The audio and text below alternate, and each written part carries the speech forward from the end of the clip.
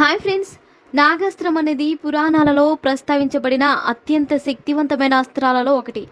ఇది నాగదేవతలచే ప్రసాదించబడిందని నమ్ముతారు. అయితే రామాయణం మరియు మహాభారతం లాంటి గ్రంథాలలో ఈ అస్త్రం ప్రయోగించబడినప్పుడు అంచనా వేసినంత ప్రభావం చూపించలేకపోయిందనే ప్రశ్న చాలా మందిలో ఉంటుంది. దీనికి కొన్ని కారణాలు కూడా ఉండవచ్చు. అస్త్రం యొక్క శక్తి.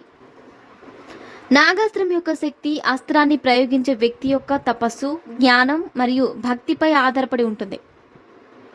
ప్రయోగించే వ్యక్తి ఈ అస్త్రాన్ని పూర్తిగా అర్థం చేసుకోకపోతే లేదా అందుకు తగిన శక్తి లేకపోతే అస్త్రం తన పూర్తి శక్తిని ప్రదర్శించకపోవచ్చు. ప్రత్యర్థి యొక్క శక్తి. అస్త్రం ప్రయోగించబడిన ప్రత్యర్థి యొక్క శక్తి కూడా ముఖ్యమైన పాత్రను పోషిస్తుంది. ప్రత్యర్థి దివ్య ఆయుధాలు లేదా మంత్రాలను కలిగి ఉంటే అతను నాగాస్త్రం యొక్క ప్రభావాన్ని తట్టుకోగలదు. దైవ సంకల్పం. పురాణాల ప్రకారం దేవతలు మానవుల జీవితాలను నియంత్రిస్తాయి. దేవతలు ఎవరిని రక్షించాలని నిర్ణయించుకుంటే వారు ఏ అస్త్రాన్ని ప్రయోగించినా అది వారిని రక్షించవచ్చు. కథాంశం అనేది మరొక ముఖ్యమైన అంశం. కథాంశం ప్రకారం కొన్ని పాత్రలు తమ అదృష్టాన్ని మార్చలేవు. అందుకే కొన్ని సందర్భాలలో శక్తివంతమైన అస్త్రాలు కూడా తమ ప్రభావాన్ని చూపించలేకపోవచ్చు. అతిశయోక్తి. పురాణాలు అనేవి కల్పిత కథలు. వీటిలో అతిశయోక్తులు ఉండడం సహజం.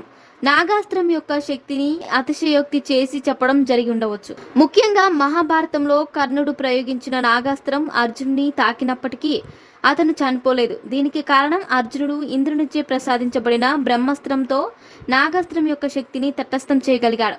సారాంశంగా నాగాస్త్రం అనేది చాలా శక్తివంతమైన అస్త్రం అయినప్పటికీ దాని ప్రభావం అనేక అంశాలపై ఆధారపడి ఉంటుంది.